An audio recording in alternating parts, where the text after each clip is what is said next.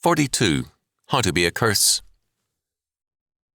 As I travel from coast to coast, I regularly find faithful and weary pastors warning me against some member whom they and the congregation find to be a walking curse to all around them.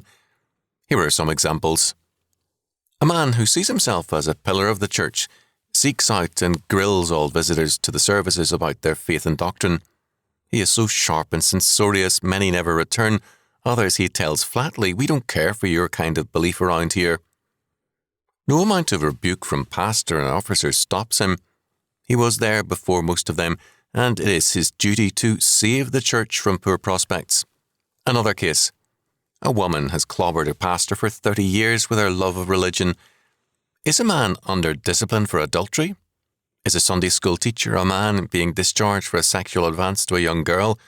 She is merciless and unforgiving in her demand that love be shown to these offenders, by which she means no action taken, but none of the pastors yet has reported her attitude towards them to be even slightly loving or even respectful. If you want to be a walking curse, be censorious. Maintain that you have a corner on truth, and then demand that your will be done. Paul, however, makes clear that authority is important in the life of the church, and he commands Titus to exercise authority and rebuke to further the gospel. Titus 2:15. He then goes on to say to Titus, quote, "Put them in mind to be subject to principalities and powers, to obey magistrates, to be ready to every good work." Titus 3:1.